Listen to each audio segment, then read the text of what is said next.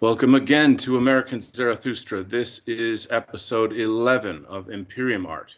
As we continue to document artists, writers, and musicians in the white identity political sphere on Imperium Art, we would be remiss in not covering one of the well-known figures in the Dissident Right, who is pioneering a new study, a new field of study in art, religion, and mythology for Western man. So for all artists in the white identity sphere, knowledge of Greco-Roman origins is part of our Western heritage. How each individual processes that information is up to the artist. And so, but familiarizing ourselves with this is very important. So it's our duty to get acquainted with these ideas. So I'd like to introduce a very, very dear friend of mine, Mark Brahmin. Thank you so much for joining us today. Hey, Donald. Great to be on the show. Awesome, awesome. So anyone familiar with Mark's work realizes it's a world unto itself.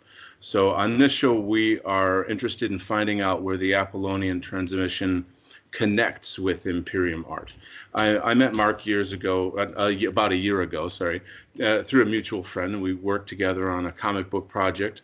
I'm going to put the link below for anybody who'd like to pick that up on Kindle. And so we're just really happy to have you here. We ask each of our guests to watch our previous videos on Imperium Art and to read the essential essay on that by Nullus. So my good friend Nullus, how are you doing today? I'm doing fine. Hello, Mark, and hello to the audience. Excellent, wonderful. So I'll also have Nullus's link below, as I do with all the shows. And if anyone is interested afterwards, they can go find the link and read his essay on Imperium Art. So I'd like to kind of start off, Mark, with just letting people get to know you. We always start the show with just these kind of basic questions. Talk about your website, the apolloniantransmission.com. And, also any other features or collaborations or special things that you've done recently. Yeah, well, you and I are working on a top secret project, doing some art together, which is great, because we're putting theory into practice. Yeah, I mean, essentially my study, well, how did it begin? It's sort of a long story.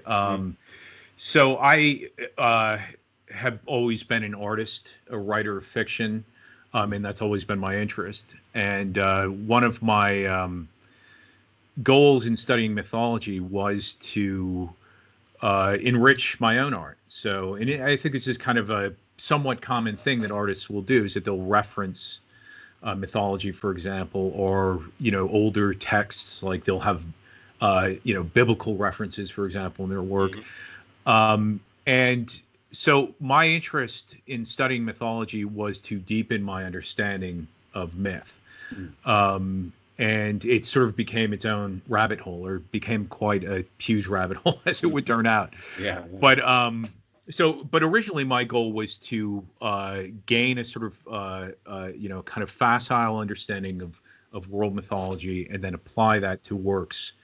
So I was kind of it was an early stage of things, of kind of conclusions that I would end up reaching with art, and the way that mythology, ancient mythology, or biblical works, for example, become important to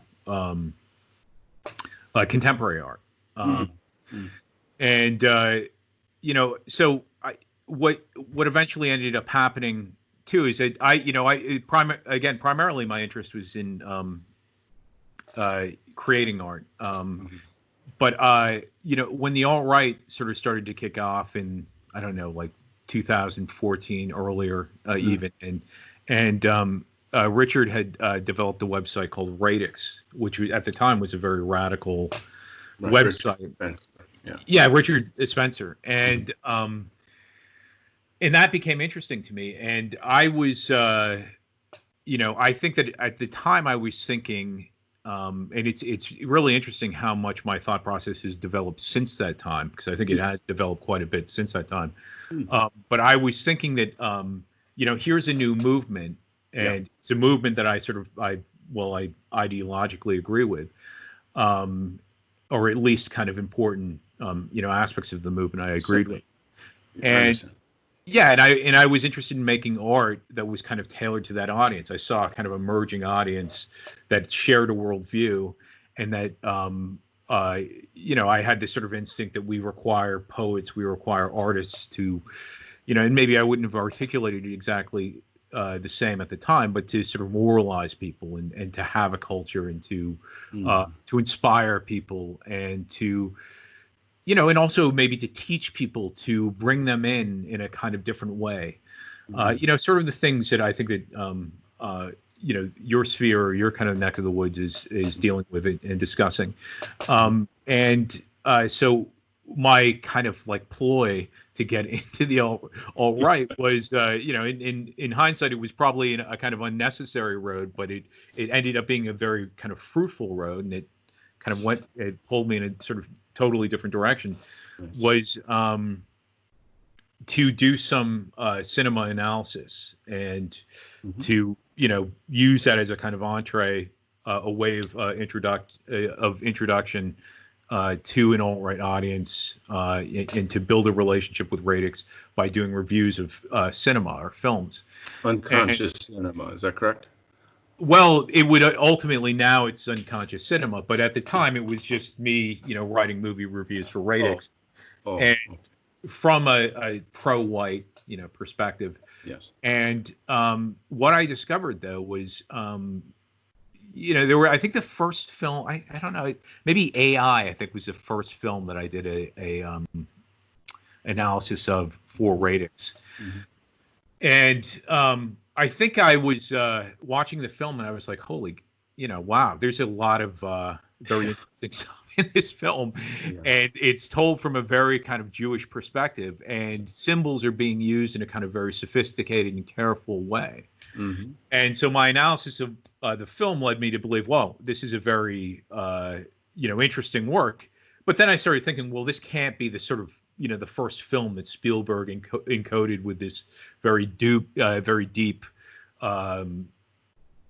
symbolism from a Jewish perspective. So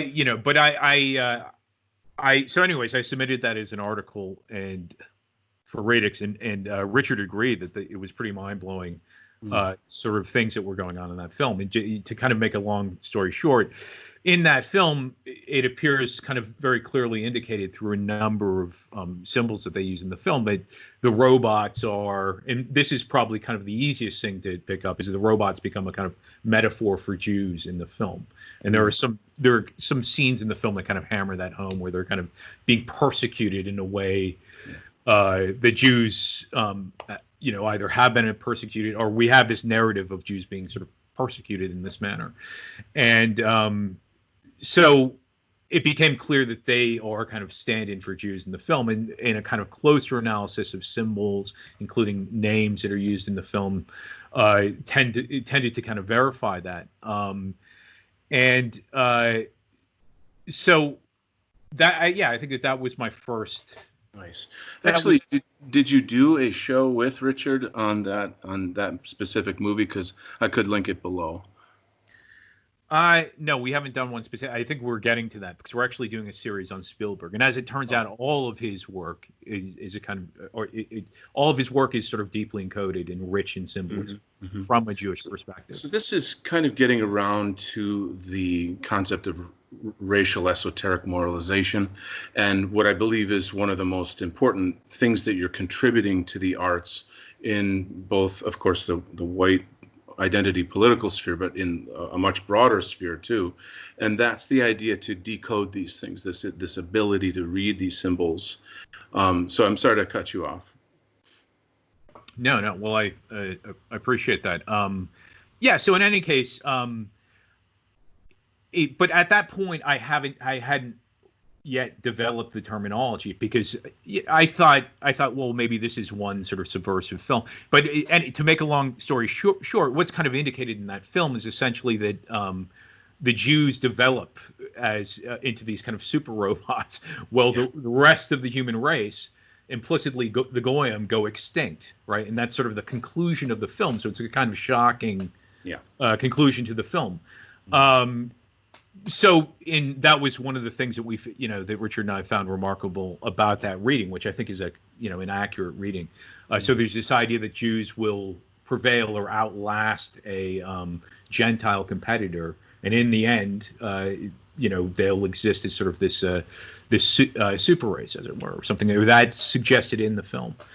And the reading I did then was a pretty primitive reading, relative to readings that I would do later once I kind of really gained a sense of what I would end up calling a kind of shared symbol language, which I also describe as a kind of universal shared symbol language.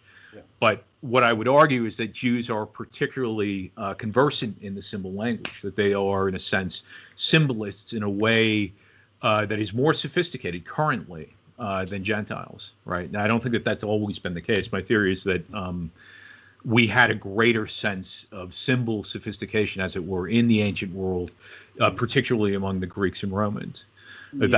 That's my thesis. If I can jump in a little bit on that, that's actually something I'm very much interested in learning more about and questioning, in the sense that, artists create their own symbols for their own paintings and etc., perhaps even in poetry and music. But I'm kind of wondering, from your perspective, do you feel that artists in Imperium Art and the White Art Collective, etc., we should create our own symbol language, or that we should somehow go back and kind of resuscitate these, the language that we have from our history and mythology? Well, so my argument is that this symbol language already exists. Yeah. It's a kind of shared symbol language, and currently it's being used in a more kind of sophisticated and facile way by Jews. So my argument is that we adopt this universal symbol language and kind of use it more, we use it in the way that they use it effectively, which is a way of moralization. It's a way of moralizing their race. So they create these parables that show Jewish success and triumph. And so I argue that is what we should be doing, using the same symbol language. And I argue that there's a precedent for it, especially in Greece and Rome, where we see, these kind of clear chieftain Aryan gods that are being venerated and represent an attempt, in my mind, to moralize Aryans in the manner that Jews attempt to moralize Jews through cinema and through the use of a symbol language, which is an ancient symbol language, I argue. So if I can just jump in a little bit, since you and I have worked on comics, and we've kind of opened up that treasure chest of symbolic language, etc. How much of it was created by Jews for Gentiles, perhaps, that I walk away from that feeling, I feel very frustrated with this idea that Jews are creating my modern mythology. Why, how is that really true? And how does that help me? How does that root me back to my people? Or is it meant to divert me from my history? What are your thoughts on that? Well, so I think I understand what you're going for. So, and one of the things that people find irritating about my work sometimes is that they feel like I give too much credit to Jews. And I've also developed this concept of proto-Jews, so Jews that existed before Jews enter into history, right? So their first, Herodotus, I believe, is the first one who records them. And I think it's around, where they first start to appear in history, it's around 300 BC, and it's around the time of the translation of the Hebrew Bible into Greek. So what I argue is that they emerge from these proto-Jewish cults, and some of those cults I've identified, and they actually have already been identified by mythographers in the sense, or these ancient mythographers in the sense that they're relating the god Yahweh, the Jewish god Yahweh, to gods like Bacchus or Dionysus or Saturn. Tacitus is the one who makes the identification with Saturn, and Vulcan would be another god that I argue is one that is being referenced, for example, in Exodus, right, with the Mount Sinai, which is a volcano, right? So he's understood he's understood by mythographers. Yahweh is understood by mythographers as a mountain god or a volcano god. I argue that maybe more specifically he's a fire god, so he's understood as the fire that inhabits the mountain, right? So, and I argue that these are kind of references to so in other words, you might argue that they're basically kind of making a reference to Vulcan in that parable. Now, when the Hebrew Bible first appears, this is a question that people really don't know the answer to, but I think that there's a new school of thought that argues that the Hebrew Bible is younger than people have argued in the past, right? And that it actually appears much closer in the Hellenic period. It appears much closer to this sort of first appearance of Jews, as it were, right?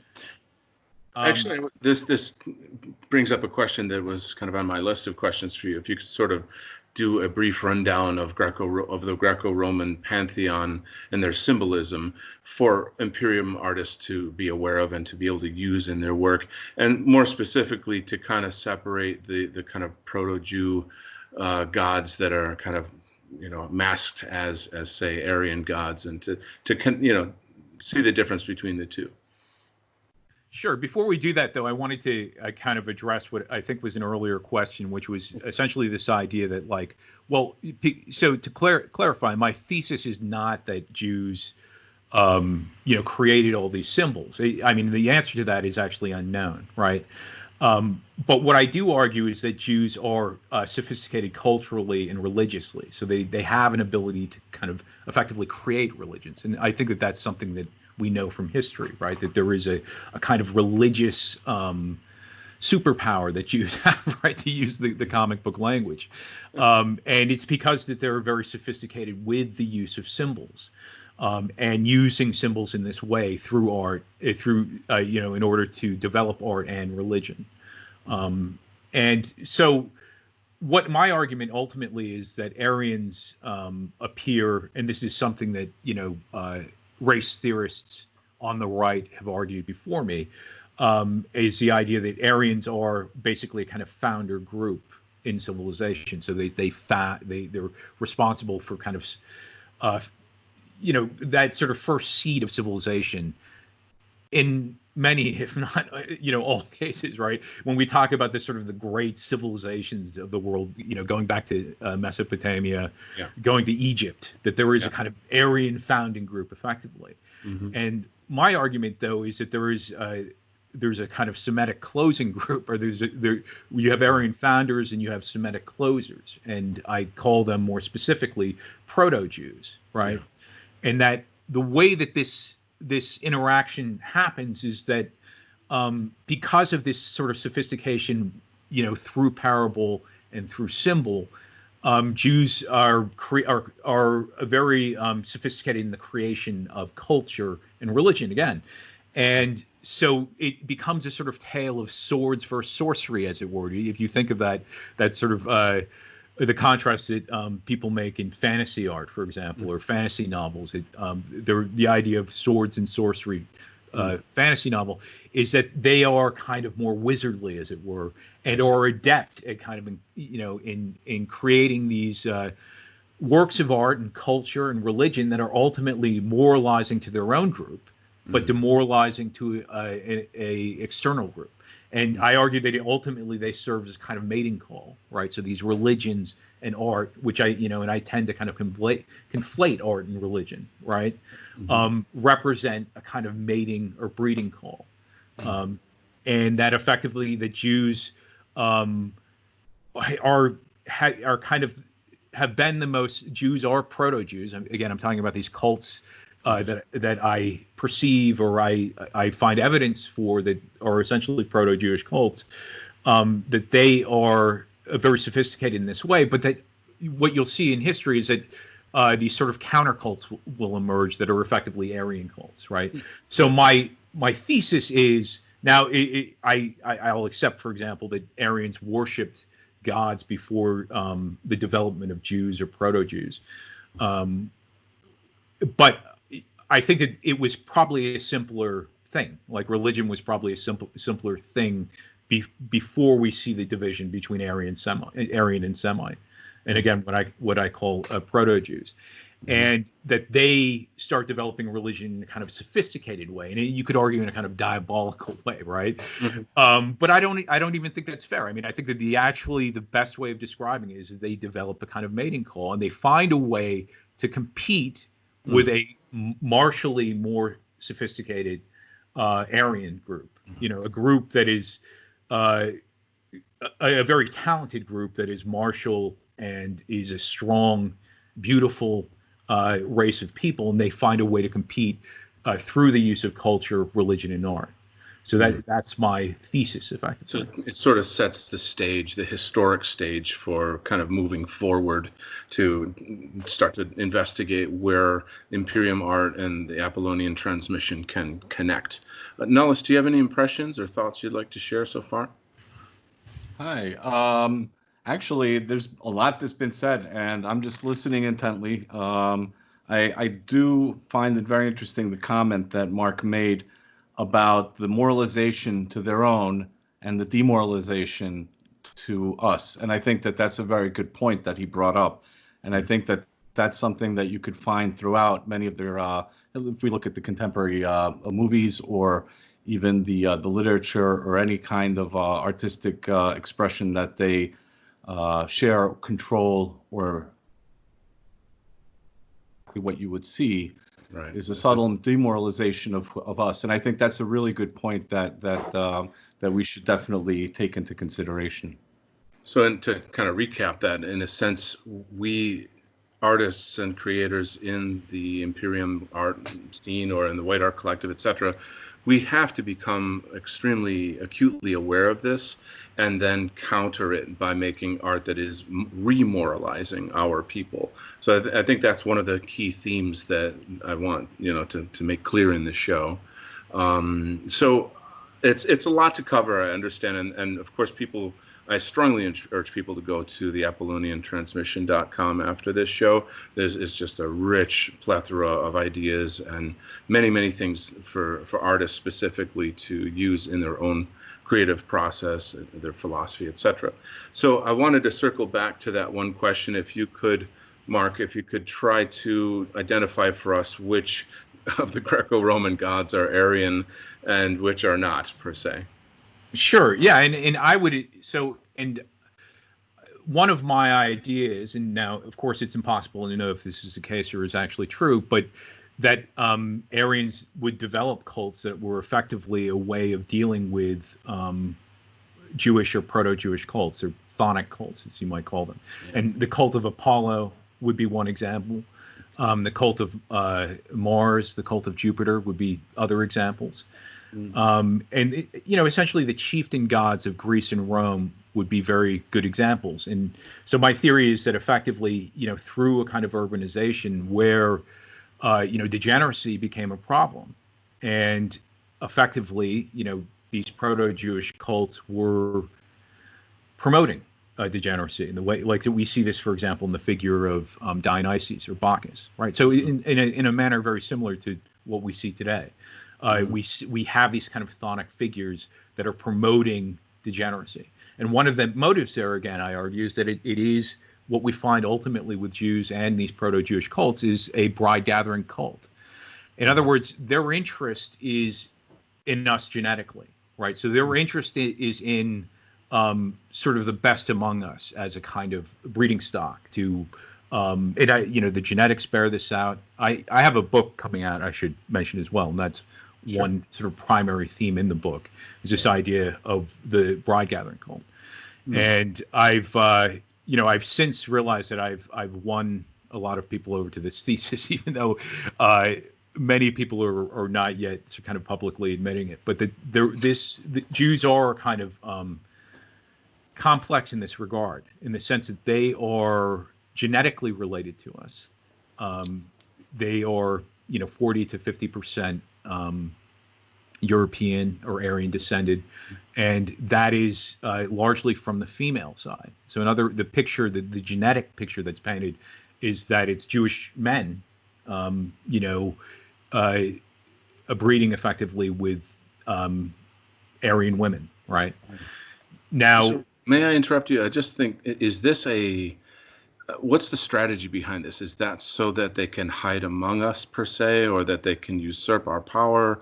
Why did they do that? Because it seems that most cultures in history generally are kind of homogeneous and sort of interbreed with their own, Any thoughts on that? Just to make our lives really interesting, right? Yeah, I'll say. Yeah, no, I mean, I think it's because I think that one, like, for example, and this is a kind of more primitive example of it, a much more primitive example of it, but if you had a Viking raid, for example, on England, those Vikings, especially if they arrived without women, would be interested in finding the best women among the people that they'd conquered, right? So it's a very kind of similar thing, but the form of conquest is different, right?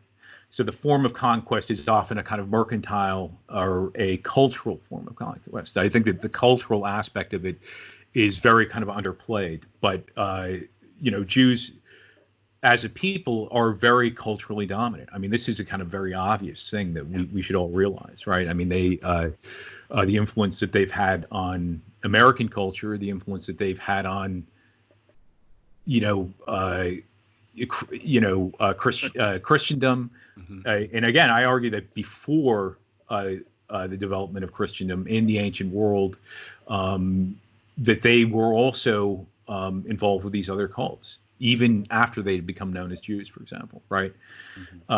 So I don't know what was the question again? Yeah, well, no, that kind of runs down it a little bit. You were talking about Apollo versus, say, Bacchus, Bacchus being degenerate and Apollo being sort of solar and powerful, and, this kind of, so actually, maybe you could go more specifically into Apollo. That actually would be quite helpful, certainly for me as an artist, as I'm trying to incorporate these themes in my own work. But in general, just to give like a guidepost for artists and our listeners. Yeah. So Apollo, he's the for people that I mean, I think probably most people are familiar with the basics in the sense that he's the god of the sun. He rides in a chariot that supposedly is also the sun, right? And he's a beautiful god. He's a blonde god. He's the Hyperborean, right? So he comes from Hyperborea, which is a northern land, So he's an invader. He's the northern invader, and so he's clearly an Aryan figure, as we would say, right? Mm-hmm. And he's descended of Jupiter, and Jupiter is Jupiter's name actually is believed to mean sky father, right? Okay. And Zeus also is a reference to the sky, right? So these are celestial gods that occupy the heavens, and they represent these kind of dominant Aryans, as it were. This is my argument, at least, and I think that I'm even like, so that the way that the cult of Apollo developed, I would even believe it possible, and I'm not saying that this was the case, because again, there's no way of knowing, that Apollo might have even first developed as a kind of way of flattering an Aryan group, right? So it might have been so it could have even had a proto-Jewish origin in a sense. I see. And that so it would be sort of like having Brad Pitt in a film, like. Right. I mean, that's sort of something that we could consider. But yeah, in the cult of Apollo itself, I consider also having sort of degenerate elements or sort of less than ideal elements. And those also could be Semitic or proto-Jewish influences, ways in which they're seeking to humble the god, for example. Like one of them. Oh, please. I'm sorry to cut you off. It's exciting to me, though, because as I consider bringing symbols of Apollo into my own work, I want to know what is it that I'm saying to my people through these esoteric symbols. I've created in a work I'm doing right now, I have a kind of Apollonian warrior. I won't go too far into the detail, but on his shield, I have there's a specific name for it. It's a musical instrument that he carries. Something like lyre, a string. Yeah, the lyre. I wasn't sure if it was lyre, but it's a sort of a stringed instrument. But I also attached a kind of a symbol of my own on top of it that represents a sort of a new third position philosophy, so I'm just very, very interested in how can we, bring these ancient and meaningful symbols into our work today, and, and what will be the effect of it. So, my understanding is that shows us in a winning position. That shows us as, as you've said, that the worlds travel around the sun, not the other way around. We're when you are the center of the universe, then you're, in a sense, you exude power from that way. So I don't know, am I following you? Am I on board with that idea? Yeah, no, 100%. So I mean, there is actually no, the fact that he's associated with the sun effectively gives him the kind of most powerful status, among the gods, at least in that pantheon, right? Yeah.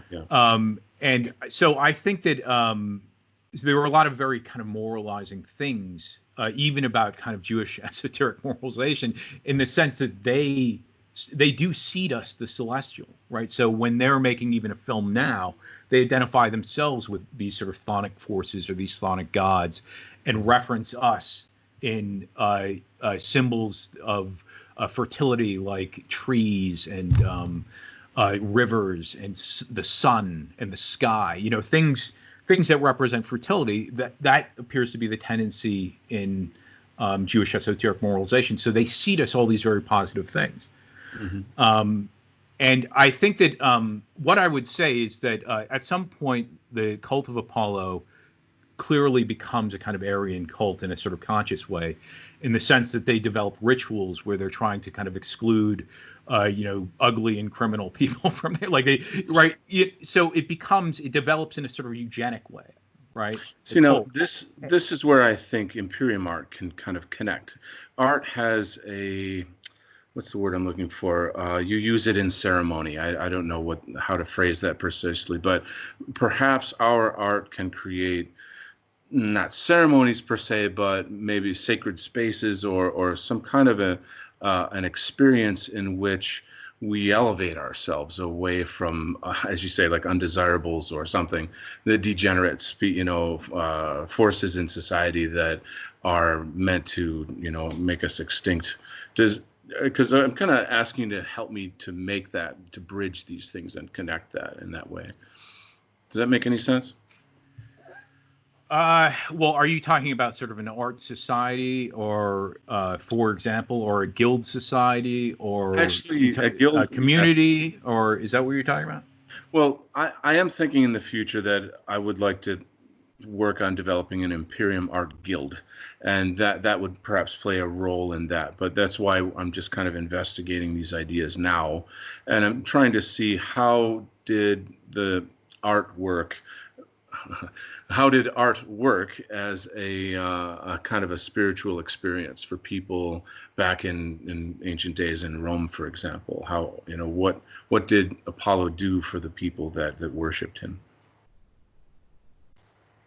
Well, see, it's, this is a lot of the answers here are lost to time, exactly how their religion worked. I mean, what we do know is that religion developed differently in Rome, and it developed in a kind of more imperial way, you might say. Okay. Especially with the figure of Jupiter and Mars. And in fact, Apollo actually becomes less significant in Rome in a lot of ways. But later, toward sort of when Rome, you can argue, it sort of begins its, the Republic has ended and Augustus is the emperor, the cult of Apollo is something that he is something that he becomes very interested in as a way of kind of restoring something ancestral and older. Mm-hmm. And he also becomes interested in restoring the censors, which had been abolished when Caesar, came, or when Julius Caesar came to power. So he looks for ways to kind of make this or retain a kind of older morality to the society. He doesn't want the society to become degenerate, effectively. Right. And I actually argue, I think that as much as we tend to venerate figures like Julius Caesar, there's a lot to really admire about the Republic of Rome. Especially the two council system that they had established, where, oh, please. No, I just wanted to give Nullus a chance to chime in if he had any thoughts or impressions on the conversation. No, no, no. I think this is going wonderfully. I think that I'm more listening than commenting, There's a because lot. there's a lot Yeah, of very good information here. right. There's just so much gold here, and I think that from the Imperium Art perspective, we have to refine it. So, but we have to first excavate it. Donald, Yeah. I maybe I could make one comment. I would say, um, what I find interesting is that if you look at it historically, then Rome was the culture of law. You have Roman law, Roman rules, Roman rules. I'm sorry. You had a structured society built on an empire, and then if you go back, even the Greeks, they were more esoteric in their thought process. They were not as rigid as the Romans were. And the way I see it, maybe in contrast to the way Mark is describing his interpretation, I see these actions throughout history by the various Jewish cults that evolved, because it's not really one single monolithic Jewish tradition. You have a lot of different cults over the centuries that have evolved, and some decayed, some remained, and you have what you have today is actually relatively recent in many ways. Suffice it to say, the impression that I get is that their general motivation is a survival instinct, as opposed to any kind of any other motivation. I think that for them, the core element, and I think that's what happens today too, is that you see this strong desire to survive. So in that effort to survive, they will basically deconstruct and reimagine our symbolism. And I think that that's the way I would look at it differently, maybe from Mark. And you see that today, they'll take our terms, our cultural terms, they'll take our symbolism, and they will turn it around, deconstruct it, and twist it into something that benefits their needs and their moralization. Which we see in film a lot, specifically. Correct. Yeah. Yeah. Yeah. So my thesis does not. I mean, I think that there, and I find evidence of this in my own work as well. But I think in this might be what you're describing, is that sometimes they will take forms, native forms, and from their perspective, they're sort of enriching them. And I would say in many cases, kind of making them more sophisticated, in the sense that they're encoding them with a messaging that, whereas, these forms that they're taking might be kind of more innocent forms in their original state. Right. So for I'm thinking of an example. Spider-Man is derivative of, who I believe was a Gentile, a guy who had made a pulp novel called The Spider. Or you can look it up. I don't remember the guy's name right now, but it was one of these. There was this phase of pulp novels where they were kind of these bloody pulp novels, and The Spider was this guy who, in my view, was actually kind of a clear reference to the Pope, right? So he had a ring. Wow. And he had a net, right? And he had a ring, and I think that I can't remember the symbolism, but he would leave his imprint of the ring, I think, if I'm remembering this correctly. But symbols in that parable suggest that he's a reference, like this Gentile artist is probably a Catholic himself, is making a reference to the Pope, and he's kind of turned the Pope into this hero, right, called the Spider, right, and who's a kind of a noir hero, like a detective that throws nets on people. And sure. I'm not remembering all the details of it exactly, but what seems to have occurred is that a guy like Stan Lee and other Jewish artists became very interested in this figure as well, and wanted to kind of adapt the Spider. Simon was the other guy, and there's actually a controversy as to who really invented Spider-Man, and these Jewish artists actually became very covetous of the figure Spider-Man, and he is one of the more kind of complex and interesting figures in the comic book world. True. But Spider-Man, Stan Lee effectively indicates as well that he understands that the reference that was being made, that this is a reference basically to the Pope. He calls him Peter Parker, right, as a reference Saint Peter, and Saint Peter is the fisher, right? Yes. So the Spider-Man is the web slinger, right? These are all things I kind of sort of deduced. These are original Brahmin deductions. So just so you know. Yeah. And people can find out more at the Apollonian transmission.com. So that this is but to Nullus's point, there you see Jews taking in a symbol that was already kind of existing, that a Gentile, and I don't know if, so effectively you see a Gentile creating this symbol in an intelligent way, right? Yeah. And then you see it co-opted, right? And another example might be like, there are some, a lot of kind of myths just emerge out of the ether as these sort of organic things, and they could just come from, they emerge in a more kind of Jungian way, you might say. Like one example might be Sasquatch or Bigfoot, right? Okay. Now this is kind of a North American myth. I mean, maybe some people actually believe that to be a real creature, but and he's effectively a kind of Yeti, of the North American continent. But you can imagine that myth originating in a very kind of innocuous way, where maybe some guy maybe there was some mountain man living out in the woods, and people were like, oh, I saw this hairy beast or whatever, and it just evolved from there. Yeah. But what a Jew, and this hasn't been done yet in cinema, but a Jew might take a character like that and say, oh, well, he's in some way similar to Esau, who is a hairy figure in the Hebrew Bible, right? I was thinking of a golem or something, but right, exactly. Yeah, so now Golem, maybe if there had been some like sort of original American myth where there was some clay figure, and then right.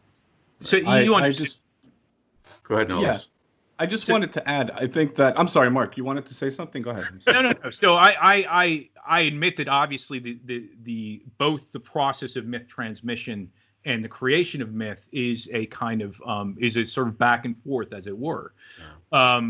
But what I would say though is that they're more oriented in this way, and the reason they are is because that art itself and culture and religion to one extent or another is a kind of crypsis, in the sense that it contains hidden or mysterious or concealed messaging and symbols, right? And so Jews are people who are in crypsis often, right?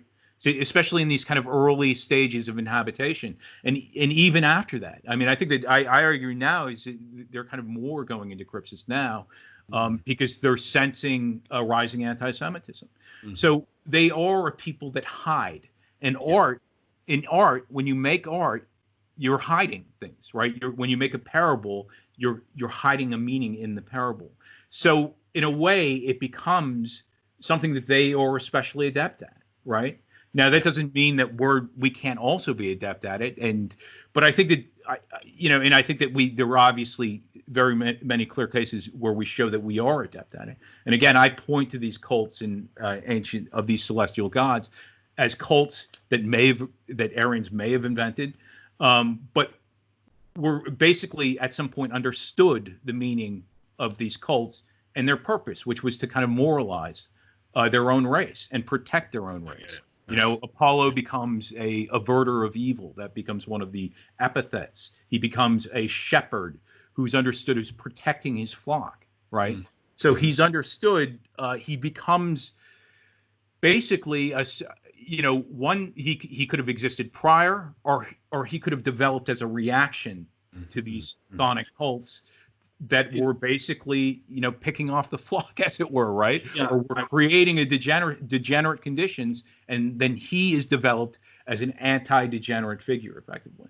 I really want to let Nullus have a chance to talk, but before I forget, after Nullus, if you could talk about the lyre and the relationship to music and art with Apollo. But first, I'll hand it over to Nullus. Yeah, just as a final thought, maybe on this entire topic, I think what really lacks, at least in this sense, is the lack of spiritualism. I see, at least in the sense that there's a lot of rules, laws, symbolism involved, but the symbolism that's organic, maybe we should call it that way, that has a deeper spiritual kind of metaphysical meaning that is not represented in the warped version or the deconstructed version that is coming after. So, for example, you could take a simple term such as social justice that meant something completely different to Father Coughlin in the 50s than it does today.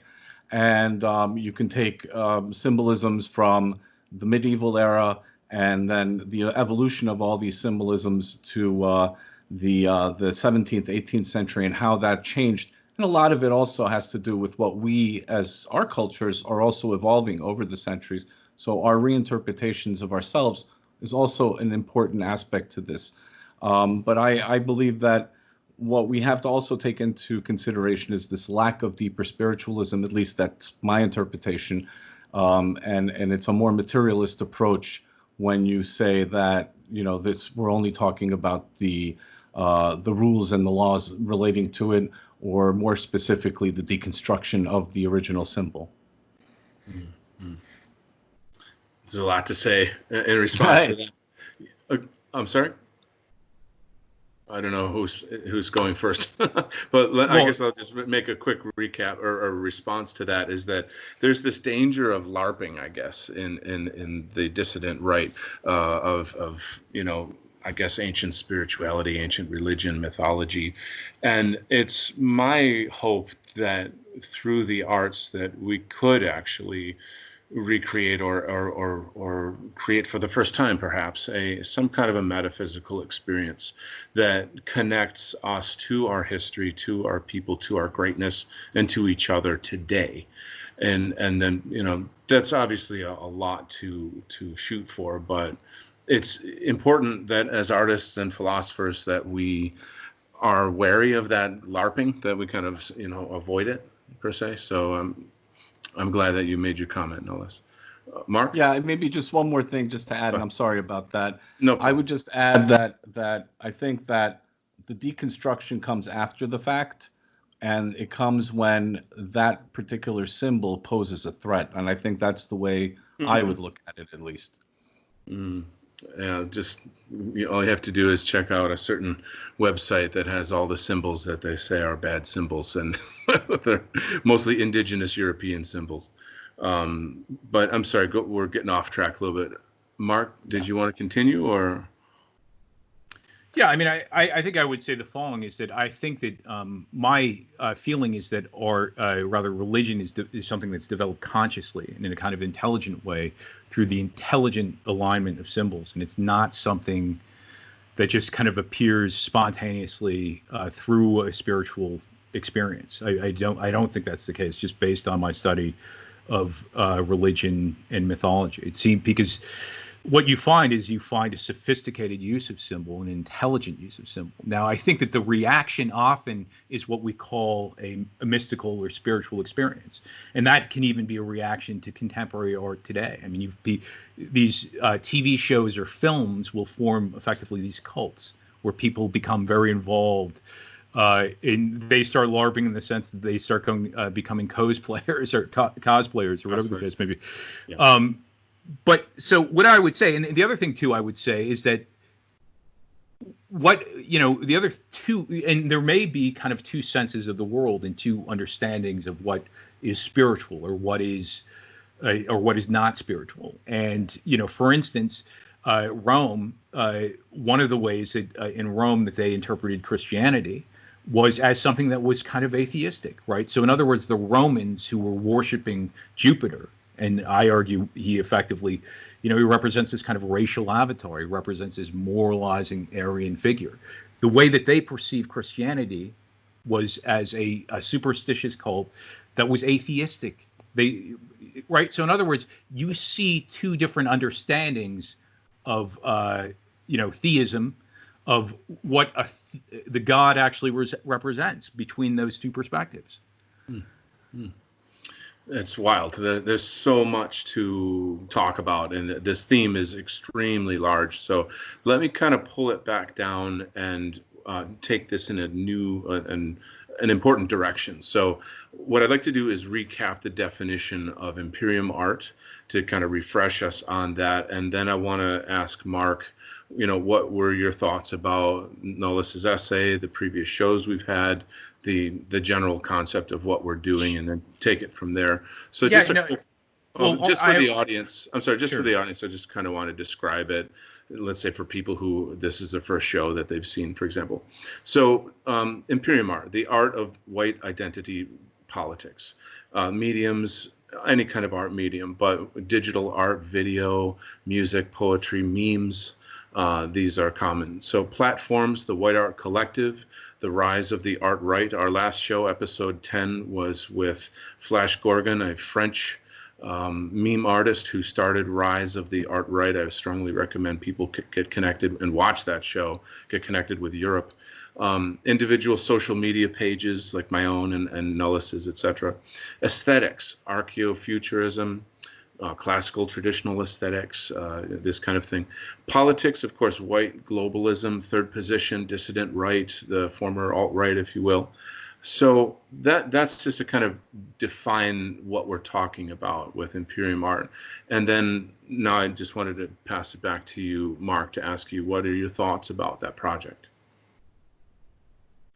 Oh, well, look, in general, I like the sound of Imperium Art, right? I think it's a good, it's a good name. Before I discuss that, because I did get a chance to look at Nullus's essay, I just wanted to, because you brought up this question of LARPing. Oh. And I think because I actually, is probably is known by some of your audience, I do advocate for what I call Apolloism, right? Mm-hmm. And I have an article that that you can link below.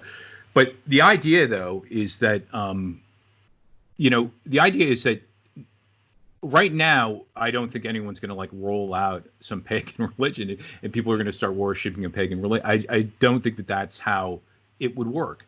I think that it would begin in a kind of more gradual sense, in the sense that we would start developing art in a kind of art that eventually effectively becomes a religion. And this might have been the process in the ancient world, where we're doing what I call God masking, effectively. So we're using all these symbols in an intelligent way to create parables that are moralizing parables, effectively, right? So it starts through art, through a kind of art process, as it were, right?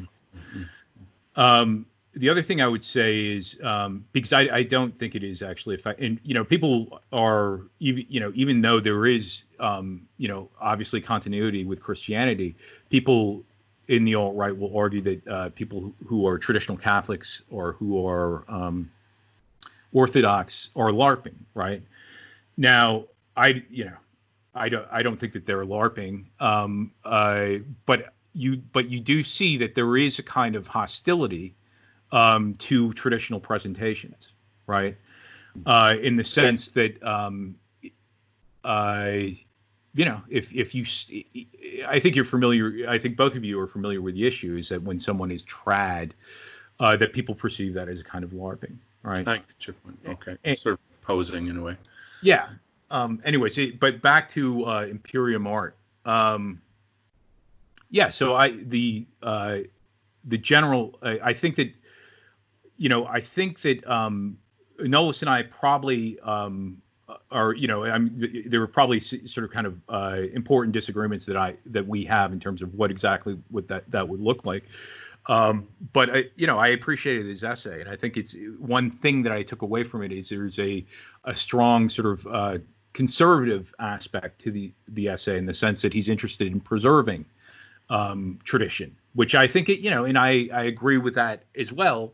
But I think that some tradition should be looked at critically, because I think that certainly the religions of Babylon, for example, Ishtar, for example, we shouldn't start worshiping the sacred whore, as it were. So we do look at traditions, or we look at these sort of ancient, and I obviously I don't think that Nullus is arguing that, and so I think he understands the point that I'm making. It's probably a point that he essentially accepts, but that there is going to be differences in terms of what people view as valuable. In other words, everyone will have an instinct to throw out the bathwater, and what is the baby versus what is the bathwater becomes the question, right? Wow. Right. So, and probably Nullus and I will find some disagreements there, but the general idea, because I think that, and if I'm sensing Nullus correctly, and maybe this, because he may, and Nullus can answer this in a second. I think that maybe your perspective and the perspective on this show is the idea of sort of tolerance for a kind of confederation. And I think that that's also in his article, is that, you're respecting these traditional nationalities and these traditional customs and maybe languages as well. And there's an instinct also to preserve these things that have formed in the past. And it's less of it's not necessarily a kind of unified vision, or it's not one vision, but it's a confederation, maybe tied to a central vision. What is your, Nullus? Am I kind of getting it correct, or? Yeah, I mean, I would have to say that I'm sure that there are going to be some fundamental disagreements on certain nuanced details, but instead of focusing on that, I think that you make a very good point. And I think that, and at least I hope I made that point in my essay, that I try to look at this as a continuity, going back into antiquity all the way up to the current time. And there are going to be elements, there are going to be thoughts, ideas that are not necessarily good for us, or ultimately turned out to be very bad for us. But that doesn't mean that the entirety of what happened during that era should be just thrown out and discarded. So I'm looking, for example, now at the Enlightenment and liberalism, which I find to be very destructive elements. Still, there are various points in that whole trajectory where there are some moments where real artistic beauty was expressed, where important thoughts were expressed. And I think we have to take those elements and incorporate that into our continuity going forward. So I think that the issue of not throwing out the baby with the bathwater is an excellent analogy, because I think that that's an important point to take into consideration. Now, what the baby is, you're right, we can have our disagreement on that. And again, we can, and I don't even think the point of this particular conversation should be about that. I think it's more the overarching theme, and that's where I wanted to get at. And I agree that what you said is a good summary, that it's sort of a confederation of different cultural experiences, different ethnic experiences, and even different religious experiences, one can argue. And now we are not in a position, at least in my mind, where we should focus on the disagreements, but rather we should try to focus on those points of synergy where we can work together so that we can help each other move forward. And I think that's really the message I'm trying to get. And I'm trying to see if we can find, through Imperium Art, an overarching theme that can bind us as opposed to separating us. And that's very much what this show is about. We've invited people on to challenge us and share their own views that may be different. Lilo and John, Handsome Horse, we're all brothers. We're in this movement together, but we don't want this to be too ghettoized or in some kind of echo chamber. We're trying to, in a sense, do almost a documentary of all the views that are present. And I guess that's not just, horizontal, but vertical, in the sense that, it's looking back through our own history. And there's so much, we're just talking about the Enlightenment, for example, and what can we take in the Dissident Right from the Enlightenment? That's an interesting concept. The ideas and philosophy and these things, they change over time due to whatever political, socioeconomic circumstances, etc.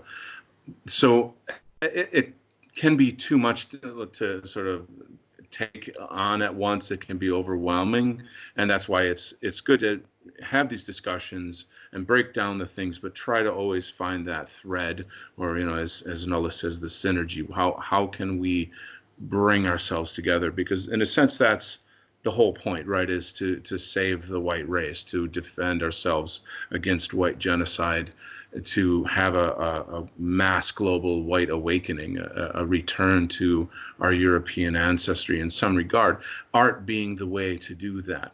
And the arts by nature are going to be, diverse in the best original sense of that word, diverse. So it's really exciting to get Mark's ideas and to bring that into the fold. I was wondering, Mark, if you wanted to say anything more about Imperium Art before I go on. No, but I may have developed a kind of parallel concept, and it's the idea of a uniculture, right? Now, Christianity, I perceive as a uniculture. So this is, so in the distinction I'm making is between petty cultures and unicultures, right? So much in the way someone would make a distinction between a petty nationalist and a pan-Europeanist, for example, right? But we're talking about cultures that are kind of more regional, things that were discussed, for example, in Albion's Seed. I don't know if you guys get a chance to read that, but local dance customs, local food customs, local dialects, local languages as well, right? But so the idea, though, I think that is that since the fall of Rome, the uniculture has effectively been Christianity, in the sense that the deepest root of our culture is Christianity, or since the fall of Rome, I would say. And so my idea is that a uniculture is pinned on a chieftain god, right? And in that case, it was Christ, or Theos, the god that of which he was the son, but especially Christ as a kind of central figure. And that prior to that, it was figures like Jupiter or Apollo, right? So in that culture, ultimately, you have this sort of center force, as it were, that is global in nature. And Christianity is global. And I think that was also the case with the pagan gods, that they were global. So my idea, though, is that effectively that in other words, it's sort of like the Highlander. There can only be one, right? If I can respond a little bit, you talk about a chieftain god, and I find it interesting the language that we use in Christianity, perhaps specifically Catholicism, which is what I come from, my tradition, and thinking of God as the king and the father, and the concept of a king, a central ruler. You look at the myth of King Arthur and the Round Table. The land and the king are one, and it somehow that those things, they merge together seamlessly in a kind of a mythological way that moves our hearts. And I feel very strongly that Imperium artists need to be able to tap into that and bring that into our music, poetry, art, etc. So again, I'm just always trying to reframe it back into how can this be an instructional for artists and creators too. So yeah, I just wanted to add a quick, just a nuanced comment that I personally don't like the term petty when it comes to nationalism or ethnic identity. I prefer the term organic, personally. I think that that's a natural state of existence for most ethnicities, most cultures. And then you have an imperial sense of nationalism, which is an imposed nationalism that then unifies all these organic components. I think that would probably be a little bit better term, because I think petty sort of connotes that the nationalism is insignificant. And I think that would be a very incorrect approach. And I would also maybe mention, because my background is Hungarian, and so the Hungarian ancient pagan tradition is not Greco-Roman. Mm-hmm. The Hungarian ancient pagan tradition is Scythian. Mm-hmm. It's a Tengrist Scythian tradition, and so it has a completely different continuity, if you want. What was the term that you used, Mark? I'm sorry. For the the father, the all father. What was that term again? I'm sorry. Chieftain god. The chieftain, right? The chieftain god for the ancient Hungarians was called the Golden Father, and he was the consort of the Blessed Lady, who ultimately, when the ancient Hungarians adopted Christianity, became the Virgin Mary. So it's a very interesting continuity there that I think that, we have to also take into consideration as a part of our collective experience, that not everyone has the Greco-Roman tradition. Mm-hmm. Yeah, that just like the term Aryan, I often associate that with, say, Northern Europe, but I think we're using it in the term more in a much broader sense that, obviously people in the Mediterranean don't have as much blonde hair and blue eyes or something, but these are just, I'm kind of nitpicking here, I suppose. I did want to ask Mark if he had any thoughts on what he believes some of the tenets or main principles or rules per se of Imperium Art should be. Like if you had a chance to co-author, what would, something of a manifesto of Imperium Art, or at least some guidelines, like these are the things you really should do if you're a part of this Imperium Art movement. Yeah, first I wanted to respond to that remark, though, because I think that it is actually the case that the Greco-Roman tradition is not a tradition that's rooted in one place. It's very similar, in fact, to Christianity in the sense that just because someone is a Christian, that doesn't mean that they're Middle Eastern, for example, right? So in other words, just because the cult of Apollo started in the Mediterranean doesn't mean that it is a Mediterranean myth body. In fact, that chieftain Apollo is an Aryan, a blonde northern invader, right? Mm-hmm. So it is a universal religion in that sense. It's not universal in the sense that it's not sort of racially universalist in the sense that Apollo could be a black guy or a Jew or whatever, right? Sure. But it is universalist in the sense that anyone could be an Apollonian. And in fact, it would be fitting in some ways for Scandinavians to be Apollonians because they might most sort of closely fit the type, as it were. Mm-hmm. As it concerns these other these sort of rural pagan religions that existed, before the expansion of Rome or before Christianization, a lot. I've studied, controversially, I've studied Norse myth, and it does seem that there is a lot of kind of German influence there, as it were. The rune system appears to be Etruscan. And so in other words, these things, the transmission of these myths is not always so straightforward. The idea that the Grimm brothers kind of went with was that myths are just kind of sprouting up, locally from the soil, is something that is kind of made false by the similarity of all these myths, where myths are clearly referencing other myths. For example, Norse myth is referencing, Near East myth, for example, right? So, and referencing even the Hebrew Bible and even Christianity, I argue, right? So in other words, there's no reason to believe that the transmission of Norse myth, for example, predates 300 AD based on the runestones that we see. So it's a more complex thing there. And what the Romans would have done is they would have said, okay, well, your local god is Odin.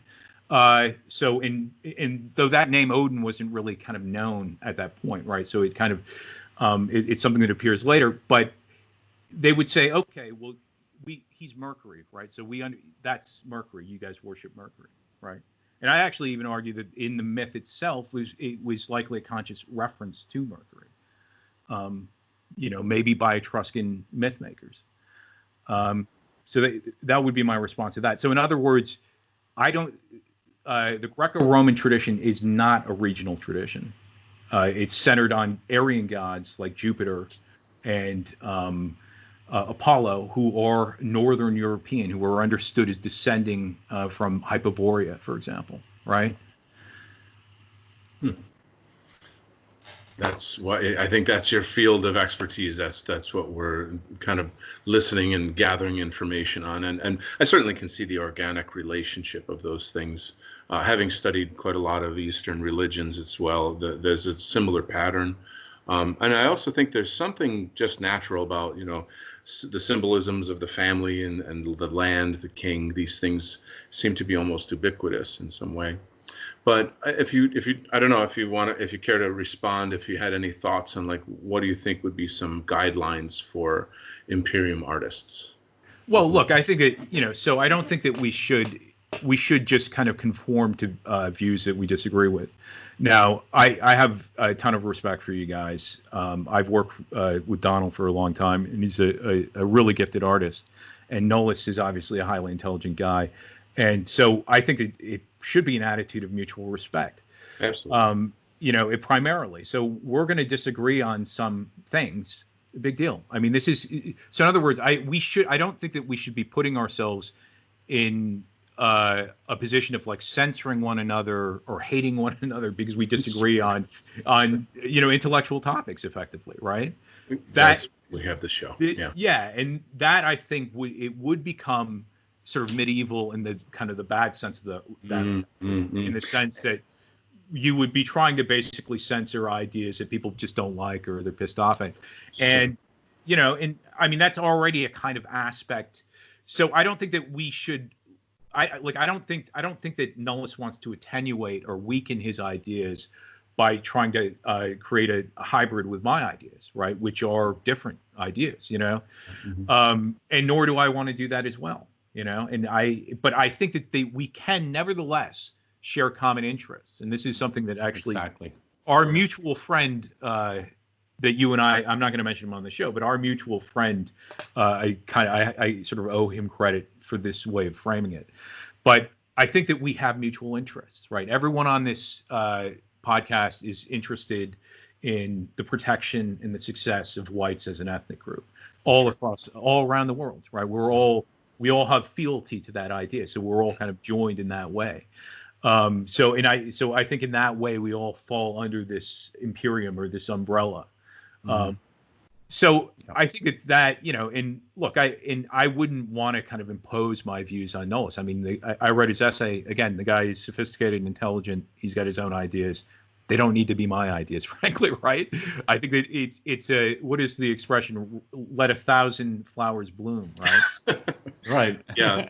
And this is something Nullus and I have talked about a lot, and the idea that it's bad for the movement and bad for our cause for us to split up and argue, and there's been just too much of that already. So we're really kind of trying to create a sphere that is, through the Imperium Art show, that's really wide open. And like I said, we actually invite people to challenge the ideas, mainly because that's actually, I would almost say that's more of a scientific method. You have to torture the data, as it were, and you have to, that's really where the gold, I think, is going to come out. So the goal here is not to agree so much as to see what all the options are. And that's why we're so happy to have you on the show, that you bring your world and your perspectives, your research to the table. I think it's extremely valuable. And as I said earlier, like every artist has to kind of determine what they take and what they don't use per se. So I'm sorry, just to add to that, I think that both of you are absolutely correct. And I think that we should focus on those points of synergy where we could find common ground. I think that's the goal of Imperium Art. I don't want to sit down and have us get into these bogged down arguments on various points of view, whether it's political, theological, whether it's social or cultural, although it could be an interesting intellectual discussion. But I think that at the end of the day, our goal should be more to challenge the idea of Imperium Art itself, to challenge the notion that we have a need for a common purpose. I think that focusing on that gives us a better perspective, and it also helps us reach that. What I tried to explain, at least, hopefully I did it well, was this esoteric, you could say this existential plane of existence in the Imperium, where people of various backgrounds and what have you can congregate and share each other's experience in a way where we can, and again, I hate to say it this way, but where we can culturally enrich each other. And I know that's going to be a very bad term, but but to be honest with you, I think that that's kind of really what we're trying to achieve with Imperium Art. I have very fixed ideas. I know, Mark, you have very fixed ideas, and you know, as long as we can respect each other, I think that that's not a problem. And even if we disagree, we can have intelligent arguments and debates. Yeah. But when we're talking about Imperium Art and the artistic expression, I think that we really have to focus more on the synergy. Well, so the takeaway I'm getting here with the question I was asking Mark is essentially one of the, I don't want to use rules, but guidelines for people in the Imperium Arts is to recognize and enjoy that diversity, that different cultural enrichment from each other, and let it happen organically. I think a better way to phrase the question for Mark is, where do you think that Imperium Art and the Apollonian transmission can intersect? Where do they cross over?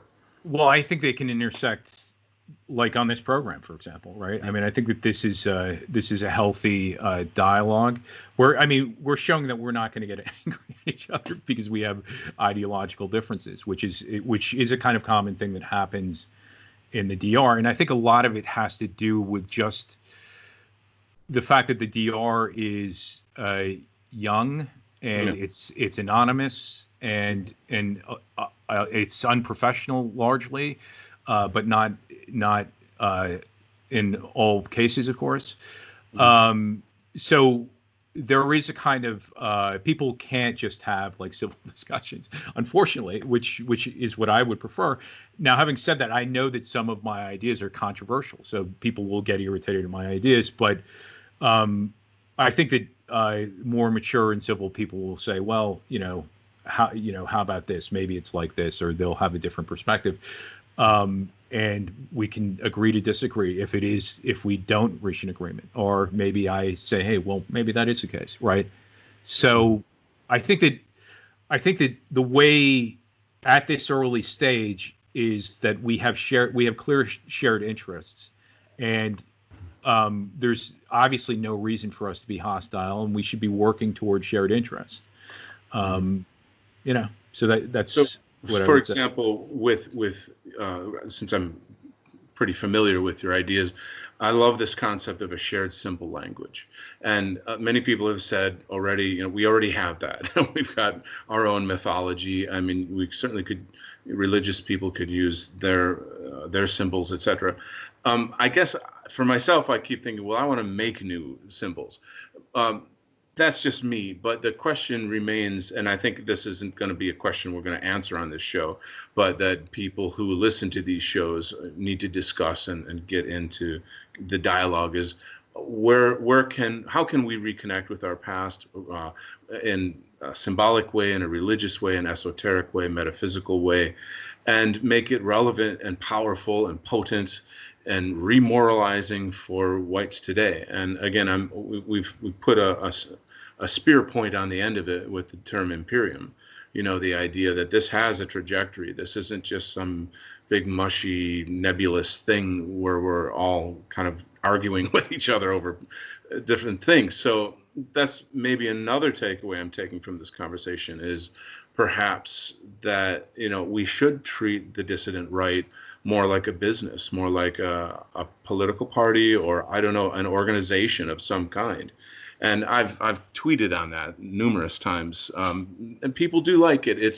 It really would take some positive leadership, but I think there would seem to have to be some guidelines. There would have to be some like broad guidelines, and that's again part of what this show is asking for or thinking about, but more or less on a cultural and artistic level. So I guess to bring it back then to Mark and his work, so how could Imperium artists connect authentically with Greco-Roman themes? Well, look, I mean, and again, because I sometimes I get accused of giving Jews too much credit, and I think that you have to you have to look at reality for what it is, and you also have to sort of respect adversaries, as it were. In this case, cultural adversaries, right? And you have to sort of respect their abilities. And again, I think that they're kind of tuned into hiding motive and concealing motive, and that in some ways helps them as parabolists because they're always looking for ways to conceal messaging, right? But stuff like that is imitable, and I mean, there are clear, there are artists, Aryan artists, as you'll call them, guys like Robert E. Howard, Lovecraft, Wagner, Tolkien, who, they are doing, or they were doing what I would call an Aryan intermoralization, right? That's the acronym AIM. It's distinct from the political group, which is a different thing. But so Aryan intermoralization, I argue that they were essentially practicing that on some level. Now, I mean, Tolkien is my understanding that he was a Catholic, so there is a Catholic soul to that work on some level as well. And it's not a work that I've analyzed very closely, but it obviously has this pagan aspect to it, which is at least its sort of exterior, as it were, right? And Wagner. Those guys they become sources of inspiration for artists on the right. So even if they're not, even if they're less interested in my work, they can look at those guys. And because I argue that it's actually, in some ways, I think that what they were doing is a kind of a less maybe nuanced and maybe less knowledgeable form of GEM, which is Jewish esoteric moralization. So in other words, in some ways, they were less symbol adept than Jews that we see now. And you can say, well, the comic books are frivolous and kind of, gay with a GHEY, and they're not, they're not as cool as some Aryan art, like Conan the Barbarian. That stuff was cool, Robert E. Howard, and so I think that we do have a kind of aesthetic style advantage on some level, right? So I think that we innately have that, and we should have it because we're kind of communicating to our own people as we were, so we know sort of what resonates on a kind of basic level with people, or our own people. You and I have discussed the character of Wolverine, who's affected. It's Roy Thomas who came up with him, right? And he's so among a sea of basically Jewish created characters, Wolverine is the best-selling comic of all time by a far margin. That's when Batman and but it is basically a kind of Gentile conception that he came up with this idea, and Batman and Superman have sold more comics, but they've also been in business since the late 1930s, right? Yeah, I was going to say. Whereas Wolverine appeared in the 70s or something. So Wolverine is the third best-selling comic of all time. So he's sold the third most comics, right? So, so it's clear that a Gentile artist kind of intuited something that the Jews basically didn't have access to because they're of a different nature or type. Yes. You know what I'm saying? And Conan, and he's a guy that loved Conan the Barbarian. Roy Thomas was a guy that loved Conan the Barbarian, and he was the one who revived Conan the Barbarian with the Marvel comic, right? Anyways, you were going to say. Oh, I'm sorry to cut you off. I actually spoke with Roy Thomas for a while, and he wanted me to illustrate a new concept for Conan, and he had me get in touch with the Robert E. Howard estate to basically ask for permission to do this because I would be working with Roy Thomas. And if anyone is really interested in the works of Conan specifically, I strongly urge you to go back and check out and collect the black and white comics that Roy Thomas wrote.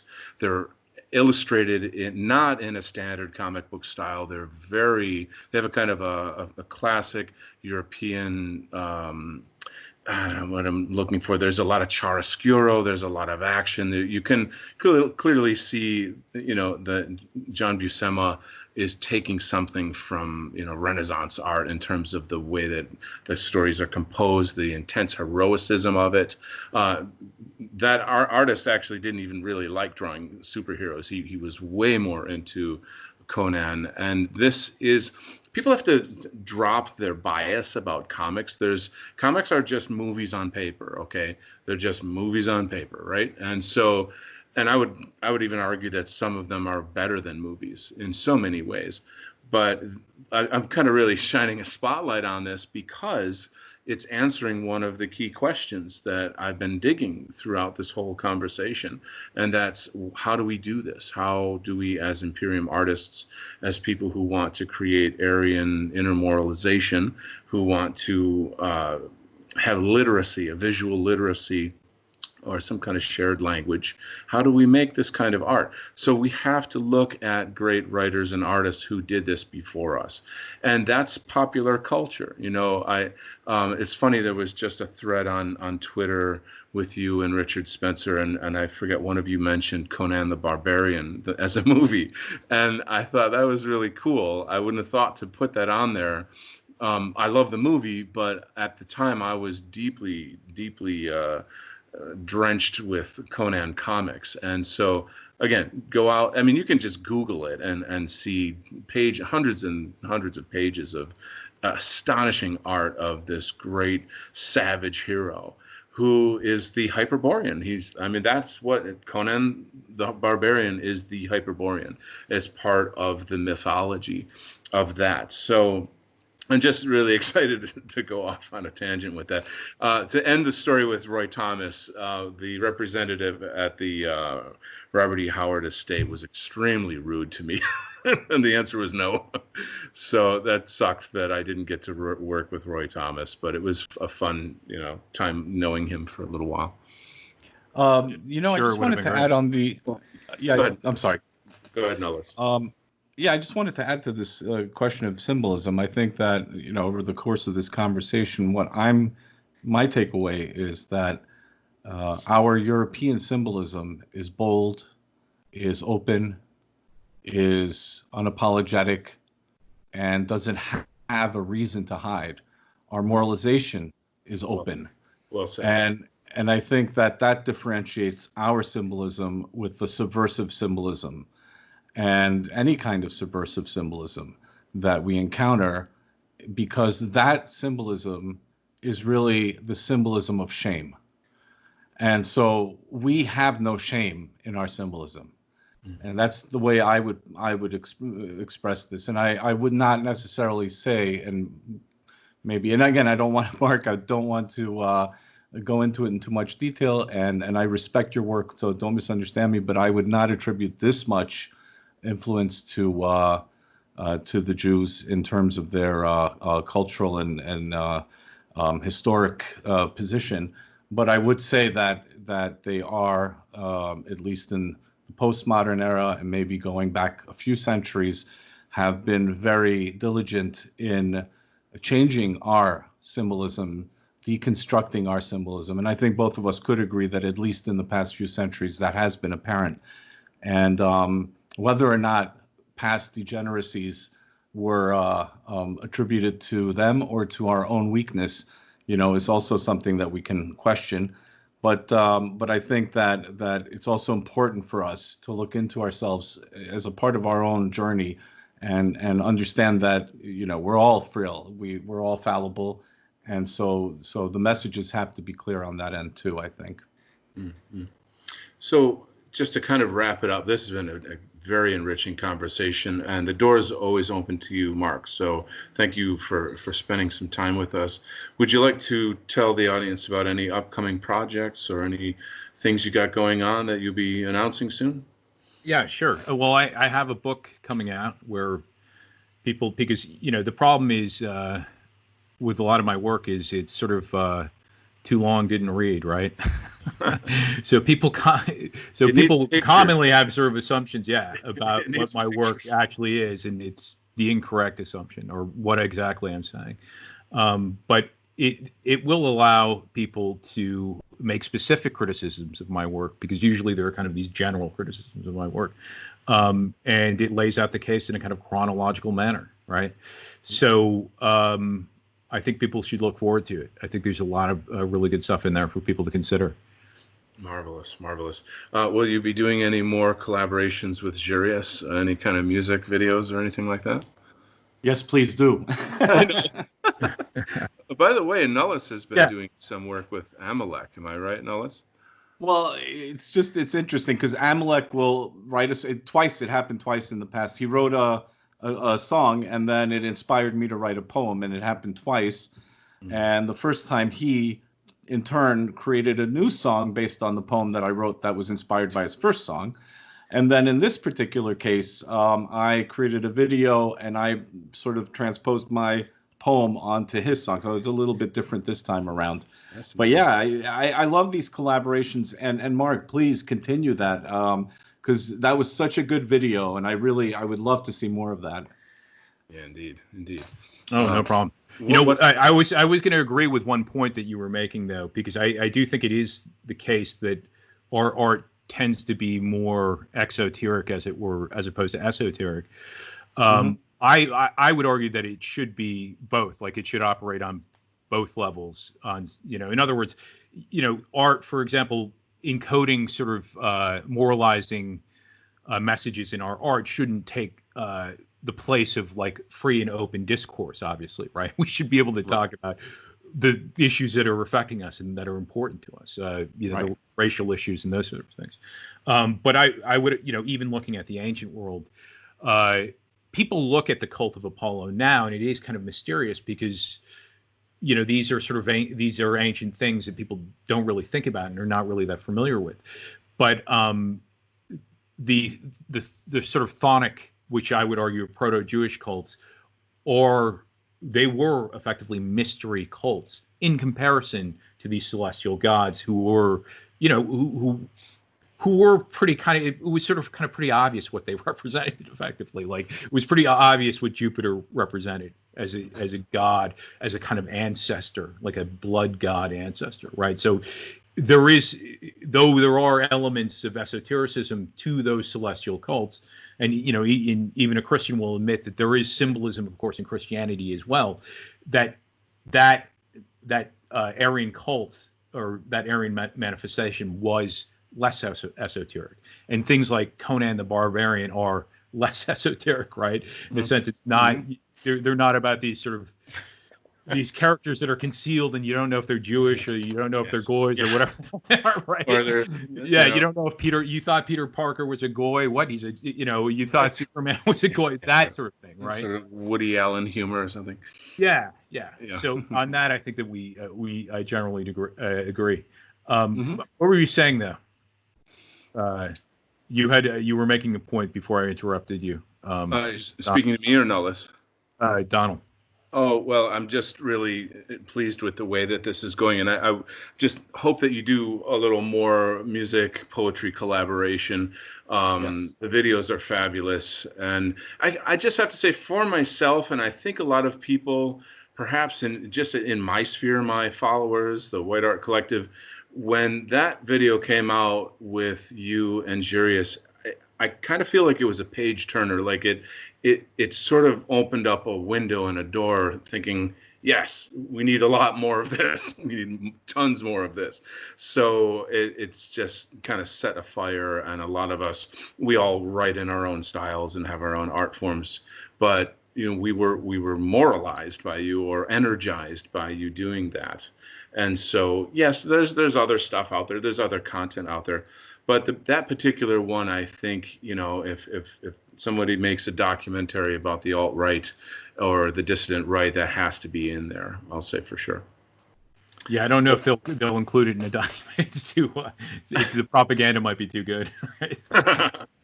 All right, so thank you so much, Mark. And Nullus, thank you so much for everything that you've contributed. And I really, you know, I think everybody needs to listen to these videos maybe a few times, and even within context of each other, because there is a growing theme and a growing energy and synergy from what we're doing with Imperium Art.